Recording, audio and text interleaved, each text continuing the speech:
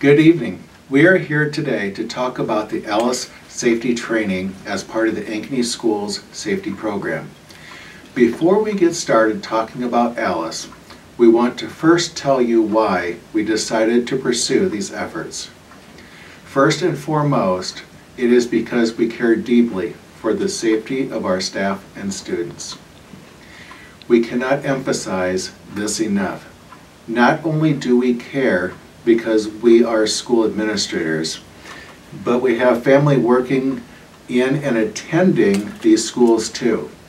Second, a new state law passed last year requires all Iowa school districts to complete active shooter training with students involved. Let's put things in perspective. Schools are safer than they have ever been before. In fact, schools are some of the safest places for our children because our schools practice evacuation drills for fires, protective measures for tornadoes, and protective measures for active shooter situations. Not only this, but statistics are in our favor. Students have a greater chance of death, contracting a potentially deadly disease, or suffering a life-threatening injury while playing interscholastic sports than by a violent intruder. The chances of dying by homicide in school is roughly 1 in 3 million. We know this is difficult to talk about and hear. As you can imagine, no educator chooses this industry because we wanted to be conducting active shooter trainings. However, research informs us that it is the benefit of our students and staff that we prepare for this type of situation. As you might imagine, safety for our staff and students involves a multi-pronged strategy and requires the assistance of everyone, including students, parents, staff, and the community. These strategies include infrastructure, a strong partnership with the Ankeny Police Department, mental health support, culture and family, and the A.L.I.C.E safety training program that we will discuss today. A.L.I.C.E teaches safety strategies that enhance the traditional lockdown method.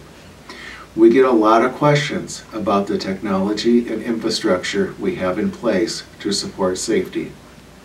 While this is a large part of the safety preparedness, A.L.I.C.E is about the human action of our safety plans. We often do not consider it, but we have a tactical advantage in violent intruder situations, and A.L.I.C.E teaches us how to make the most of them. Each letter of A.L.I.C.E provides a set of strategies that will be used only as needed. The optimum goal we are trying to obtain is evacuating and putting distance between the violent intruder and our students and staff until law enforcement can contain the situation. All right, now Dr. Adams will talk to us about what the A.L.I.C.E acronym stands for. Yeah, I'd just like to give everybody an opportunity to understand the acronym A.L.I.C.E. Probably the first thing that I would talk to you about, though, is it's not linear, it's not sequential. It makes a great acronym, but just to give you for instance, the E, which is evacuate, the last letter of A.L.I.C.E, is actually the very first response, and that's removing yourself from the danger. So let's talk a little bit about what A.L.I.C.E stands for. A stands for alert. This is the first notification of danger. This is where folks are using their sights and sounds, their senses, and just paying attention to their surroundings and things that don't belong in the school, and making sure that we alert and let everybody know what's going on. L actually stands for lockdown. That's to stay secure and in place. You've probably heard this term before. We've practiced lockdown drills for years here in Ankeny. We start to train on enhanced lockdowns where we're actually barricading the doors. And really what we're doing is buying ourselves time to find an alternative way out. We're always looking to remove ourselves from danger by evacuating the building. So lockdown is used to buy ourselves time to find another way out. I stands for inform. This is to communicate the intruder's location in real time. We use very specific, clear information for everybody involved so they can use that data to make the best decision possible with the information they have. C is counter. I always start by saying countering is not fighting. Countering is actually interrupting the intruder. You're using distance, movement, noise, basically creating some chaos to make it difficult for the intruder to do what they're wanting to accomplish in the building. And last, evacuate. That's to remove everybody from the danger zone. Again, that's always going to be our first response, to get everybody out as quickly as we can. So that's the acronym ALICE, to kind of give you some background as we continue to answer questions and talk about this tremendous program. Thank you, Dr. Adams. Now we'll get to the portion of the evening where we'll talk through some of the questions that have been submitted in advance. We did want to clarify that any questions that were submitted but not related specifically to ALICE can be directed to your building administration for further follow-up. Tonight we're solely going to talk about ALICE and the human action as Jason shared with us. So any questions about other safety matters or infrastructure, we won't be discussing in this presentation, so be sure to follow up with your building administrator on those. So gentlemen, we wanted to talk through some of these questions that have been submitted to us, and nearly half of the questions submitted were all inquiring as to the language that will be used in describing this training to our students, and clarifying what we mean when we say that the training will be age appropriate. Jason, can you talk a little bit more about the language that we'll use and how it'll be differentiated by grade level? I sure can. First, I want to kind of distinguish the difference between the training and if there was an actual event. If there is an actual event that we find ourselves in, what we'll be doing is we will be using clear language over the announcement systems, because that gives us, again, that tactical advantage that we talked about. We want to make sure that everybody in the building knows exactly who that intruder is, what that intruder is wearing, what that intruder has with them. So we want to make sure we give very, very clear, specific information to the people in our buildings. However, now we want to switch over to the training part of it. For the trainings, we don't need to go into that level of detail with what we're trying to accomplish. And so we do want to make sure that we're using age-appropriate language, and we know that what you tell a kindergartner is going to be very different, and the training will look very different than what a 5th grader, an 8th grader, or a senior in high school will be receiving. I would actually like to pass this over to Principal Martin and have him talk a little bit about the types of language that they're using at the building level. So really, we just want to reinforce as well that we're really building on the language and the training that you've given your students and your children at home. Say there's a stranger out in public or a stranger at the park, just kind of that education that you've taught. You know, you're not going to go up to that stranger, you're not going to interact with them. So we're really building on that education here at school as well. So in preschool and kindergarten, we'll be talking about somebody in our school that's not supposed to be there, is really a bad person. 1st grade, 2nd grade, we'll be talking more about that concept of stranger danger, a dangerous person in our school, a dangerous stranger. 3rd grade through 5th grade, when we're in the classrooms talking to students about ALICE, really be focusing on potentially the language of intruder. So that's what it will really look like as we use that age-appropriate language preschool through 5th grade at the elementary level. Absolutely. Can you also talk about students who would be exhibiting high emotion during a training, or that we previously know have some struggles with anxiety, and what supports we would offer to that population of students? So, like many of our elementary conversations across the district, we've talked about what will we do to support students who do have that level of anxiety.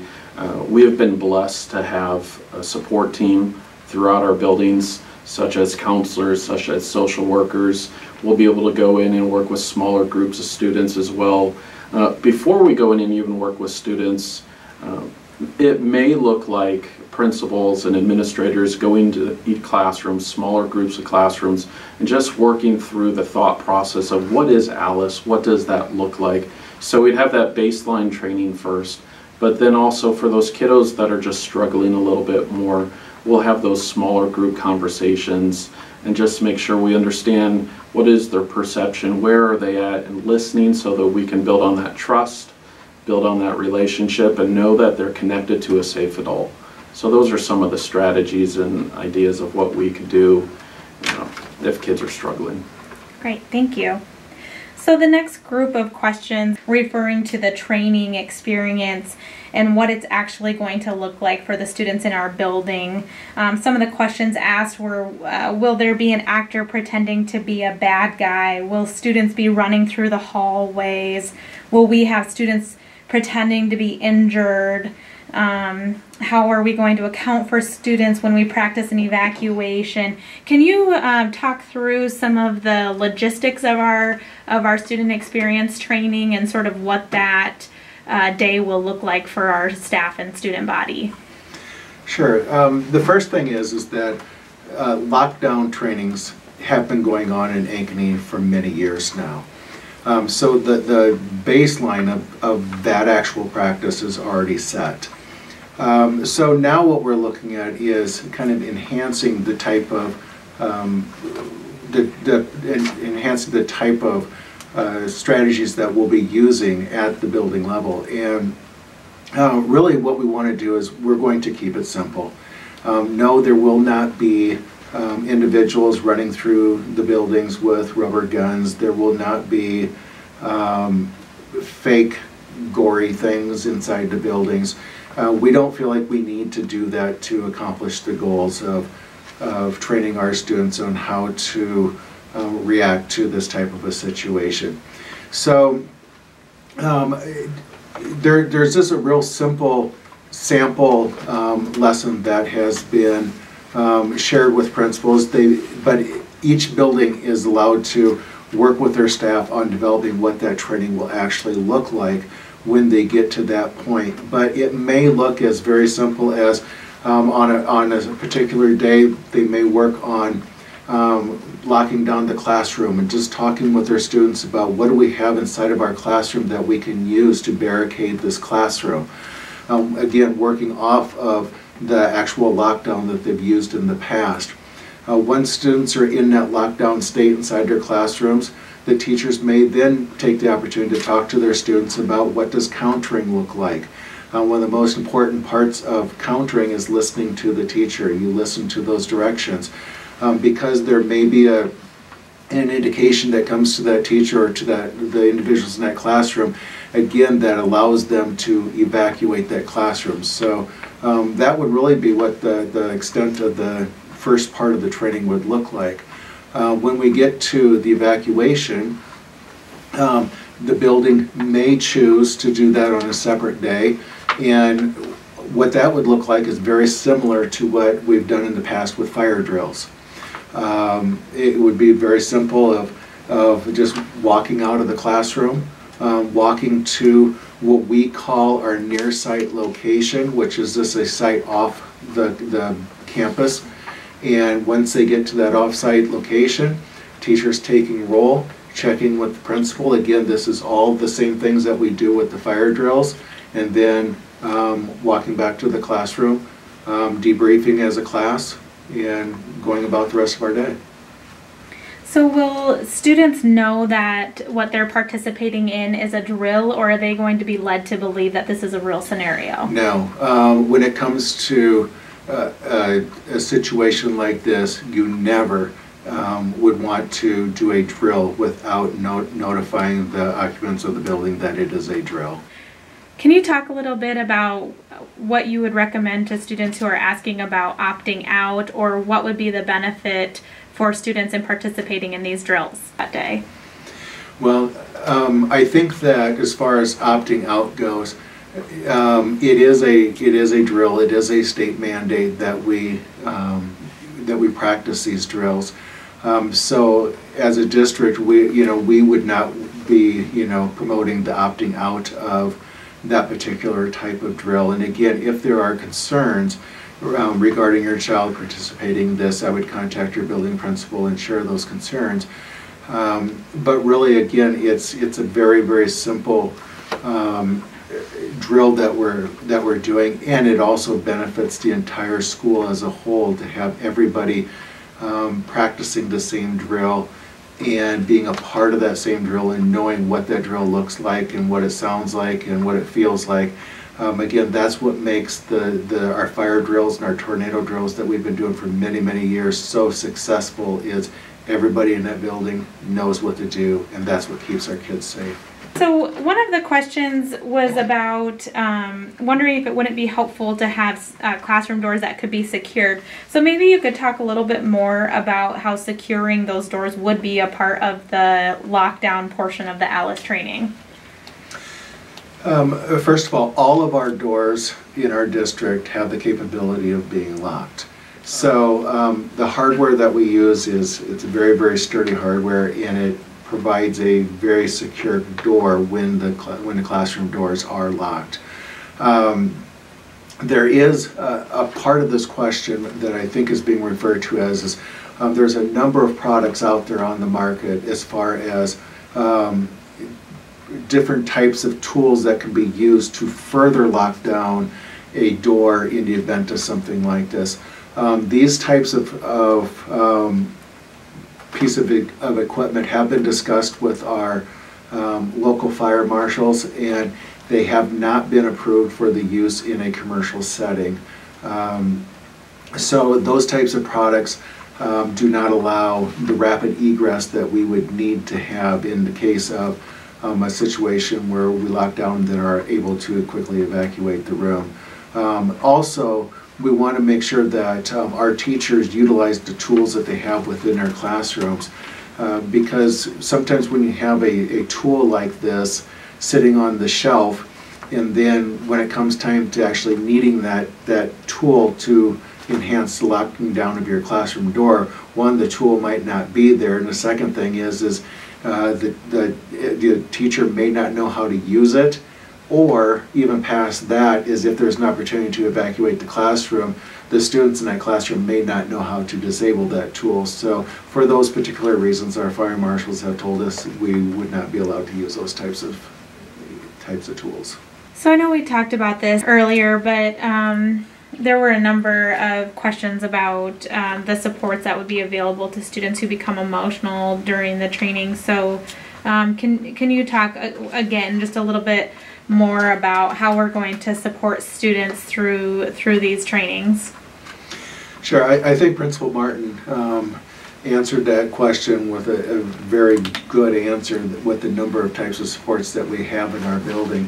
What I would like to do is, this is actually an area that Dr. Adams is really into and really has a strong understanding and foundation for that. And Dr. Adams, I'd like to pass that question over to you and have you answer that one. Yeah, I think our families have done a lot of heavy lifting for us already. There's a lot of conversations that are happening at home, like Principal Martin talked about. You know, when you're out in public, when you're in a public space, saying, "Listen to me. We want you listening. We want the students listening to their teachers." And what we've really learned here is that when we spend some time at this, we actually have a book out that we've been sharing called "I'm Not Scared, I'm Prepared." And we really believe that the more conversations that we have about this before the training, the better off our students are going to be. There is a little bit of mystery to all of this. There's some anxiety maybe with parents and students, and I'm a dad, I get that. But our best defense against that anxiety and that concern is just to have open and honest conversations about it. We have a lot to anchor back to, like Jason said, with fire drills we've already conducted, with lockdown drills we've already conducted. We've got a lot of ways that we keep ourselves accountable to where our students are at in the school. And so we really need to front load a lot of this training through conversations with the teacher and their students prior to doing the training. And I think what we're going to find out is that students are more prepared for this than maybe what we give them credit for. And we see that as our best option of having successful training in our schools. Dr. Adams kind of touched on this in his presentation about what the ALICE acronym stands for, but one of the questions asked was why we practice lockdown instead of evacuation. So can you maybe talk about, again, how that's actually contrary to what the ALICE method would recommend? I would remind our audience that evacuation is always going to be our first response. Federal and state agencies have really taken the time and energy to study this problem, and they have developed best practice. Best practice is now a multiple response to a situation rather than that single response that we've trained for years and years, that I grew up with, and maybe several parents out there grew up with, just that lockdown. But as schools, as we learn about multiple responses, knowing that not every incident is going to be the same, we need to be able to evaluate that and respond in a variety of ways.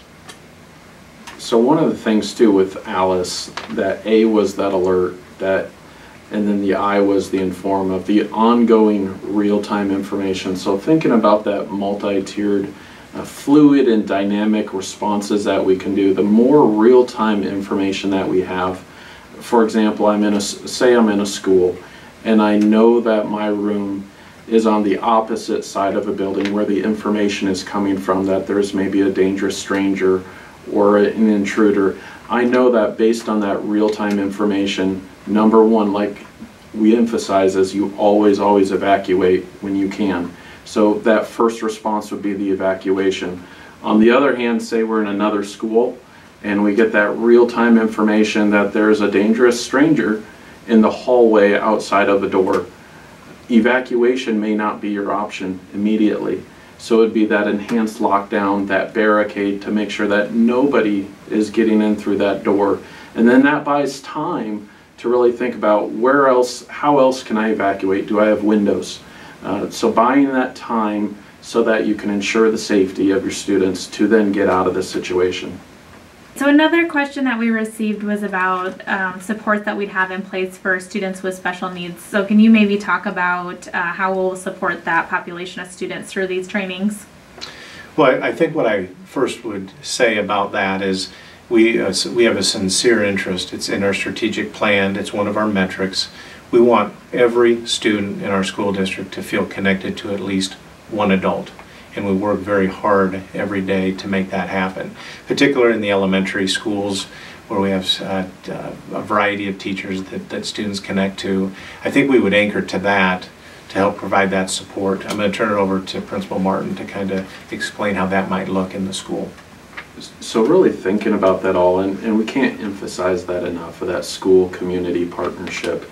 To be safe and feeling safe and being connected to adult, knowing that they are 100% committed to providing, activating your voice, feeling empowered, knowing what to do with the information that students have. And we're not going to do anything through practices and drills to scare students or have students feel unsafe. On the flip side of that, it is really empowering students and using these as learning experiences. So day in, day out, all students have access to safe and trusted adults, and just really thinking about who they anchor to as their connection, and using those supports and resources to really use it, like we said, as a learning experience, but then making sure that they continue to see the school environment as safe, and knowing who to go to, where do they go, and just having that educational piece. I think the other thing that I would probably add to that is our teachers do a tremendous job of knowing their students, knowing what their students can and what they can't do and what those limitations might be. And just, as a former elementary principal, I think of all the conversations I used to have about how they can specifically support each and every student because they know them so well. In an event like this that we're talking about, I'm very confident that our teachers will know the specific needs of each and every student and be able to respond accordingly, even in a situation like this. Can you talk to us a little bit about our partnership with the Ankeny Police Department and how that plays into our ALICE safety training? We have a very strong partnership with the Ankeny Police Department. This year we started our school resource officer program at our 2 high schools. Each high school has a police officer assigned to each one of those buildings. We also have 2 different committees, safety committees, where our Ankeny Police Department send representatives to those committees to be a part of, again, a stronger relationship with our school district. Yeah, I don't think we can overstate the value of the relationship that we have with the Ankeny Police Department. We're very aligned in this A.L.I.C.E program. Actually, the 2 SROs that Jason was talking about have actually been A.L.I.C.E certified as well. They have been in buildings helping teachers work through some of the questions and concerns that they may have. The partnership with the Ankeny Police Department just is something that I really value and really enhances what we do with the safety and security of our students in our community. And what role might parents play in our A.L.I.C.E safety training? Well, we feel that this is no different than anything that we've asked of parents, is to always be a very strong supporter of the Ankeny School District, and at home talk to your children about the things that you're experiencing at school. Talk about when you have this type of drill, or when your principal sends the email out that says we're going to be having the drill on this date. Talk to your children about those things and find out, what are the things that they experienced, and how can you support those types of things at home, and what types of conversations can you have around the dinner table, and talk about, even your expectations as a parent when it comes to school safety.